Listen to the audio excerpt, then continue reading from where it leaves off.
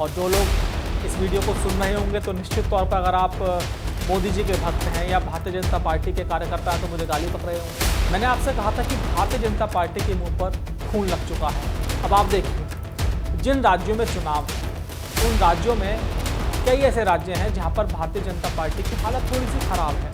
इसको डेस्परेशन कहें, उत्साह कहें या फिर भारतीय जनता पार्टी की रणनीति कहें। आप सोच रहे होंगे कि आखिर भारतीय जनता पार्टी के मुंह पर कौन सा खून लग गया जिसे उसे रोजाना खून चाहिए। एक कहावत आपने जरूर सुनी होगी कि जब शेर के मुंह खून लग जाता है तो आसानी से उसकी आदत नहीं छूटती, उसे फिर रोजाना खून चाहिए। अगर मैं कहूं कि ये कहावत भारतीय जनता पार्टी पर बिल्कुल फिट बैठती है तो आपको कैसा लगेगा। आप सोच रहे होंगे कि आखिर भारतीय जनता पार्टी के मुंह पर कौन सा खून लग गया जिसे उसे रोजाना खून चाहिए। नमस्कार, मैं हूं अनुराग चड्ढा। न्यूज़ वन इंडिया के डिजिटल प्लेटफॉर्म पर दोस्तों आपका स्वागत है। मैंने आपसे कहा था कि भारतीय जनता पार्टी के मुंह पर खून लग चुका है। आप बहुत हैरान होंगे कि भाई भारतीय जनता पार्टी तो बड़ी अनुशासन वाली पार्टी है, बहुत अच्छी पार्टी है, हिंदू धर्म की बात करती है, सनातन की बात करती है, उसके मुंह पर आप खून लगाने वाली बात कर रहे हैं। और जो लोग इस वीडियो को सुन रहे होंगे तो निश्चित तौर पर अगर आप मोदी जी के भक्त हैं या भारतीय जनता पार्टी के कार्यकर्ता हैं तो मुझे गाली पक रहे होंगे। लेकिन दोस्तों, ये मैंने कहावत यूज़ की है, भारतीय जनता पार्टी के मुंह पर कोई खून नहीं लगा है।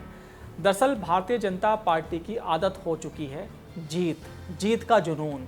भारतीय जनता पार्टी और ख़ास तौर पर प्रधानमंत्री नरेंद्र मोदी और अमित शाह कोई भी चुनाव लूज नहीं करना चाहते। बहुत ही बेकरार रहती है भारतीय जनता पार्टी जीत के लिए।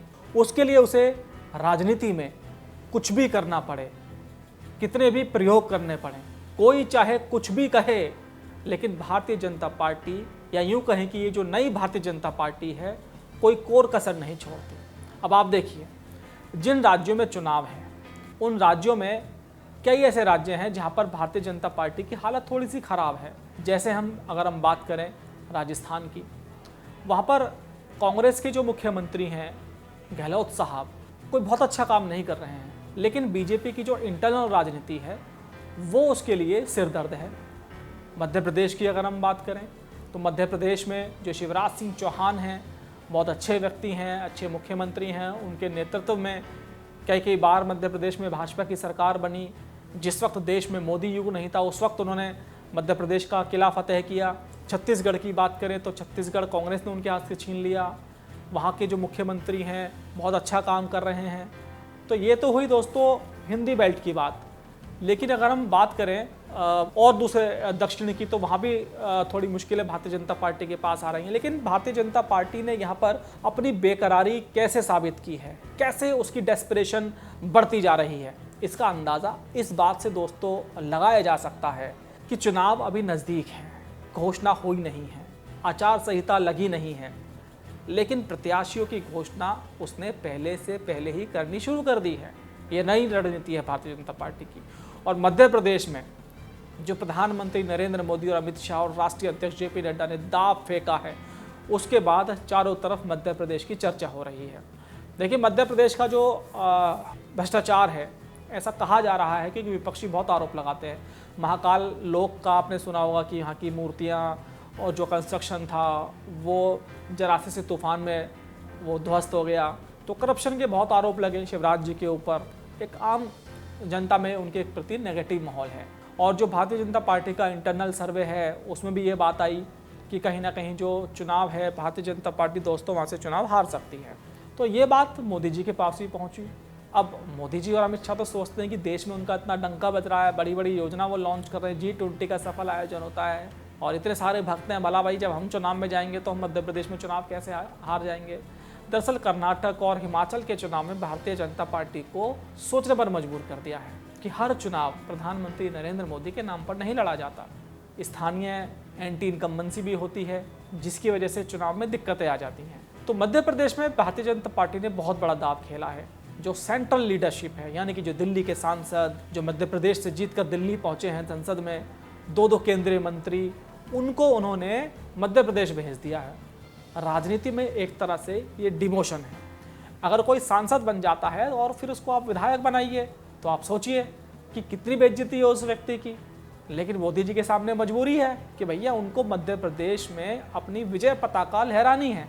बाद में देखा जाएगा कि किस विधायक को दोबारा से सांसद बनाना है, फैसला मोदी जी ले लेंगे आराम से। लेकिन फिलहाल उनके पास चुनौती है। दोस्तों, अक्सर जब किसी भी राज्य में चुनाव होता है, जो दिल्ली में सांसद होते हैं, सेंट्रल मिनिस्टर होते हैं, वो राज्यों को चुनाव लड़ाते हैं जाके कि चुनाव कैसे जिताना है, कैसे स्ट्रेटेजी बनानी है। लेकिन मोदी जी ने वहाँ पर सब कुछ उल्टा कर दिया है। जो चुनाव की स्ट्रेटेजी बनाने वाले लोग हैं, कैलाश विजयवर्गीय बताइए, चुनावी मैनेजमेंट करते हैं भारतीय जनता पार्टी के लिए, खासतौर पर अमित शाह के लिए, उनको भी उन्होंने चुनाव लड़ने के लिए भेज दिया है। तो इतनी डेस्परेशन मैंने कभी किसी पार्टी में दोस्तों देखी नहीं। इसको डेस्परेशन कहें, अति उत्साह कहें, या फिर भारतीय जनता पार्टी की रणनीति कहें। इससे दोस्तों क्या मैसेज जाएगा? पहला मैसेज तो ये गया, जो नेगेटिव मैसेज है कि भाई वहाँ के जो मुख्यमंत्री हैं उनके हाथ में कुछ नहीं है। मुख्यमंत्री के बल पर चुनाव नहीं जीता जा सकता।